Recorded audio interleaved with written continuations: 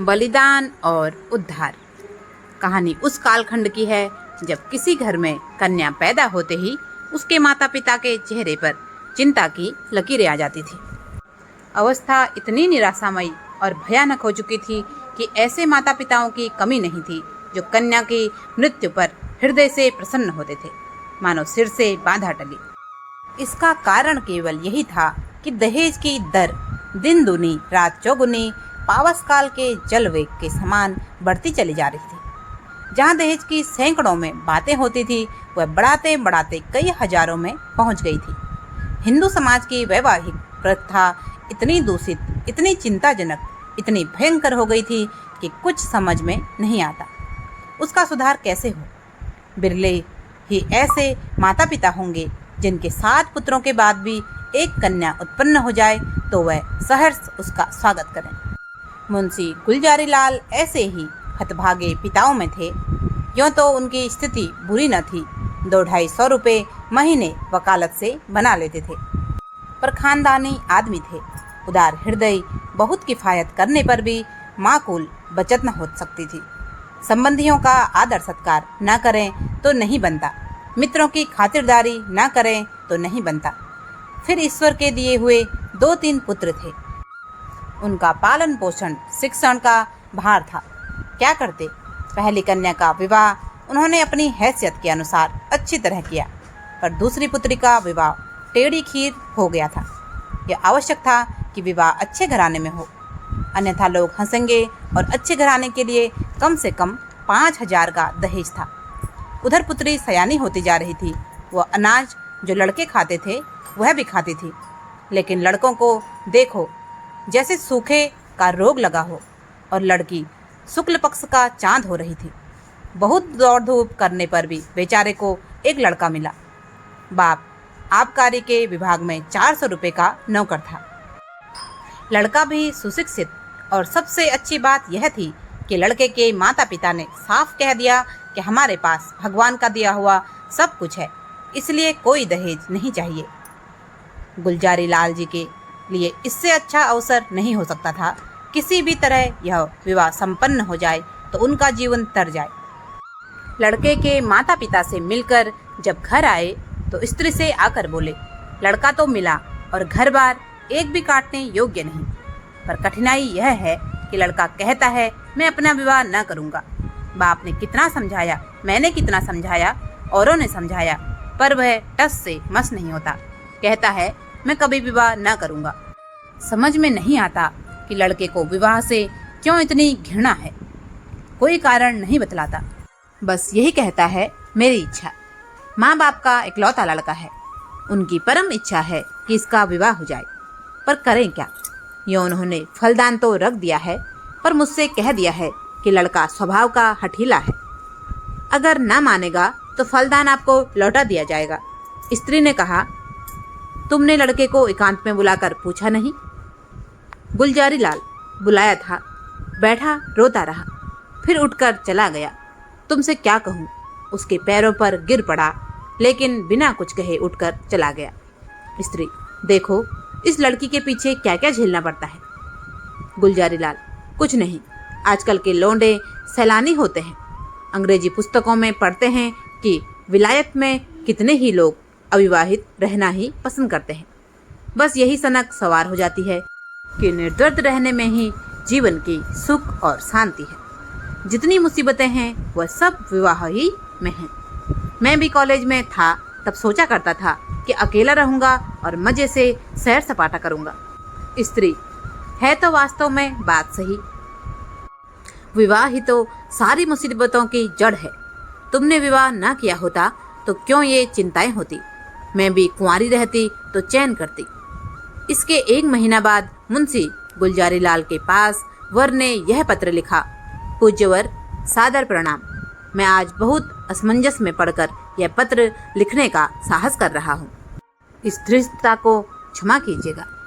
आपके जाने के बाद से मेरे पिताजी और माताजी दोनों मुझ पर विवाह करने के लिए कई प्रकार से दबाव डाल रहे हैं। माताजी रोती हैं, पिताजी नाराज होते हैं। वह समझते हैं कि मैं अपने जिद के कारण विवाह से भागता हूँ।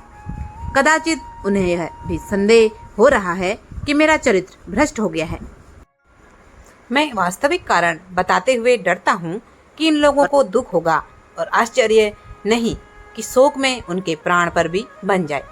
इसलिए अब तक मैंने जो बात गुप्त रखी थी वह आज विवश होकर आपसे प्रकट करता हूँ और आपसे साग्रह निवेदन करता हूँ कि आप इसे गोपनीय समझिएगा और किसी दशा में भी उन लोगों के कानों में इसकी भनक न पड़ने दीजिएगा। जो होना है वह तो होकर ही रहेगा। पहले ही से क्यों उन्हें शोक में डुबाऊं? मुझे 5-6 महीने से यह अनुभव हो रहा है कि मैं क्षय रोग यानी टीबी से ग्रसित हूँ। उसके सभी लक्षण प्रकट होते जाते हैं। डॉक्टरों की भी यही राय है कि यहाँ सबसे अनुभवी जो 2 डॉक्टर हैं उन दोनों से ही मैंने अपनी आरोग्य परीक्षा कराई और दोनों ही ने स्पष्ट कहा कि तुम्हें टीबी है। अगर माता पिता से यह कह दूं तो वह रो रो कर मर जाएंगे। जब यह निश्चय है कि मैं संसार में थोड़े ही दिनों का मेहमान हूँ तो मेरे लिए विवाह की कल्पना करना भी पाप है। संभव है कि मैं विशेष प्रयत्न करके 2 साल जीवित रहूं, पर वह दशा और भी भयंकर होगी, क्योंकि अगर कोई संतान हुई तो वह भी मेरे संस्कार से अकाल मृत्यु पाएगी और कदाचित स्त्री को भी इसी रोग राक्षस का भक्षण बनना पड़े। मेरे अविवाहित रहने से जो बीतेगी मुझ पर ही बीतेगी। विवाहित हो जाने से मेरे साथ और कई जीवों का नाश हो जाएगा। इसलिए आपसे मेरी प्रार्थना है कि मुझे इस बंधन में डालने के लिए आग्रह न कीजिए, अन्यथा आपको पछताना पड़ेगा। आपका सेवक हजारीलाल। पत्र पढ़कर गुलजारीलाल ने स्त्री की ओर देखा और बोले, इस पत्र के विषय में तुम्हारा क्या विचार है? स्त्री, मुझे तो ये ऐसा मालूम होता है कि उसने बहाना रचा है। गुलजारीलाल, बस बस, ठीक यही मेरा भी विचार है। उसने समझा है कि बीमारी का बहाना कर दूंगा तो लोग आप ही हट जाएंगे। असल में बीमारी कुछ नहीं, मैंने तो देखा ही था, चेहरा चमक रहा था, बीमार का मुख छिपा नहीं रहता। स्त्री, राम नाम लेके विवाह करो, कोई किसी का भाग्य थोड़े ही पड़े बैठा है। गुलजारीलाल, यही तो मैं भी सोच रहा हूँ। स्त्री, एक बार किसी डॉक्टर से लड़के को दिखाओ, कहीं सचमुच वह बीमारी हो तो बेचारी अम्बा कहीं की न रहे। गुलजारीलाल, तुम भी पागल हुई हो क्या? सब हीले हवाले हैं। इन छोकरों का दिल का हाल मैं खूब जानता हूँ। सोचता होगा अभी सैर सपाटे कर रहा हूँ, विवाह हो जाएगा तो यह गुलछर्रे कैसे उड़ेंगे। स्त्री, तो शुभ मुहूर्त देखकर लग्न भेजवाने की तैयारी करो। हजारीलाल बड़े धर्म संदेह में था। उसके पैरों में जबरदस्ती विवाह की बेड़ी डाली जा रही थी और वह कुछ न कर सकता था। उसने ससुर को अपना कच्चा चिट्ठा कह सुनाया, मगर किसी ने उसकी बातों पर विश्वास न किया। माँ बाप से अपनी बीमारी का हाल कहने का उसे साहस न होता था। न जाने उनके दिल पर क्या गुजरे, न जाने क्या कर बैठे। कभी सोचता किसी डॉक्टर की शहादत लेकर ससुर के पास भेज दूं, मगर फिर ध्यान आता यदि उन लोगों को उस पर भी विश्वास न आया तो। आजकल डॉक्टरी से सनद लेना कौन सा मुश्किल काम है। सोचेंगे किसी डॉक्टर को कुछ दे दिलाकर लिखा लिया होगा। शादी के लिए तो इतना आग्रह हो रहा था। उधर डॉक्टरों ने स्पष्ट कह दिया था कि अगर तुमने शादी की तो तुम्हारा जीवन सूत्र और भी निर्बल हो जाएगा। महीनों की जगह दिनों में वारा न्यारा हो जाने की संभावना है। लग्न आ चुकी थी, विवाह की तैयारियां हो रही थी, मेहमान आते जाते थे और हजारीलाल घर से भागा भागा फिरता था। कहाँ चला जाऊं? विवाह की कल्पना ही से उसके प्राण सूख जाते थे। उस अबला की क्या गति होगी? जब उसे यह बात मालूम होगी तो वह मुझे अपने मन में क्या कहेगी? कौन इस पाप का प्रायश्चित करेगा? नहीं, उस अबला पर घोर अत्याचार न करूंगा, उसे वैधव्य की आग में न जलाऊंगा। मेरी जिंदगी ही क्या, आज न मरा कल मरूंगा, कल नहीं तो परसों, तो क्यों ना आज ही मर जाऊं। आज ही जीवन का और उसके साथ सारी चिंताओं का, सारी विपत्तियों का अंत कर दो। पिताजी रोएंगे, अम्मा प्राण त्याग देगी, लेकिन एक बालिका का जीवन तो सफल हो जाएगा। मेरे बाद कोई अभागा अनाथ तो न रोएगा। क्यों न चलकर पिताजी से कह दूं, वह 1-2 दिन दुखी रहेंगे। अम्मा जी 2-1 रोज शोक से निराहार रह जाएंगी, कोई चिंता नहीं। अगर माता पिता के इतने कष्ट से एक युवती की प्राण रक्षा हो जाए तो क्या छोटी बात है। यह सोचकर वह धीरे से उठा और आकर पिता के सामने खड़ा हो गया। रात के 10 बज गए थे। बाबू दरबारी लाल चारपाई पर लेटे हुए हुक्का पी रहे थे। आज उन्हें सारा दिन दौड़ते गुजरा था। सामियाना तय किया, बाजे वालों को बयाना दिया, आतिशबाजी फुलवारी आदि का प्रबंध किया। घंटों ब्राह्मणों के साथ सिर मारते रहे। इस वक्त जरा कमर सीधी कर रहे थे कि सहसा हजारीलाल को सामने देखकर चौंक पड़े। उसका उतरा हुआ चेहरा, सजल आंखें और कुंठित मुख देखा तो कुछ चिंतित होकर बोले, क्यों लालू, तबीयत तो अच्छी है ना? कुछ उदास मालूम होते हो। हजारीलाल, मैं आपसे कुछ कहना चाहता हूँ, पर भय होता है कि कहीं आप अप्रसन्न न हो। दरबारी लाल, समझ गया, वही पुरानी बात है ना? उसके सिवा कोई दूसरी बात हो तो शौक से कहो।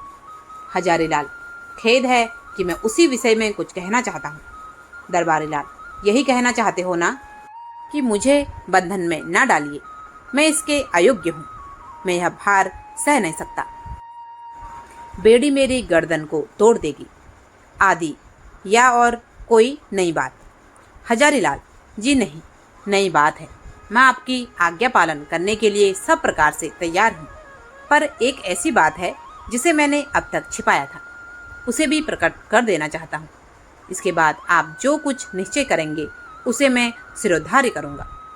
हजारीलाल ने बड़े विनीत शब्दों में अपना आशय कहा, डॉक्टरों की राय भी बयान की और अंत में बोले, ऐसी दशा में मुझे पूरी आशा है कि आप मुझे विवाह करने के लिए बाध्य न करेंगे। दरबारी लाल ने पुत्र के मुख की ओर गौर से देखा, कहीं जर्दी का नाम न था।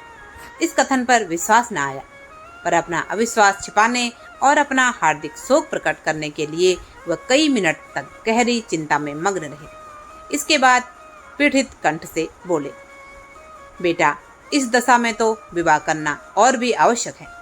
ईश्वर न करे कि हम वह बुरा दिन देखने के लिए जीते रहें, पर विवाह हो जाने से तुम्हारी कोई निशानी तो रह जाएगी। ईश्वर ने कोई संतान दे दी तो वही हमारे बुढ़ापे की लाठी होगी। उसी का मुख देख देख कर दिल को समझाएंगे, जीवन का कुछ आधार तो रहेगा। फिर आगे क्या होगा यह कौन कह सकता है। डॉक्टर किसी की कर्म रेखा तो नहीं पड़े होते, ईश्वर की लीला अपरंपार है, डॉक्टर उसे नहीं समझ सकते। तुम निश्चिंत होकर बैठो, हम जो कुछ करते हैं करने दो, भगवान चाहेंगे तो सब कल्याण ही होगा। हजारीलाल ने इसका कोई उत्तर नहीं दिया, आंखें डबडबाई, कंठावरोध के कारण मुख तक न खोला, चुपके से आकर अपने कमरे में लेट गया।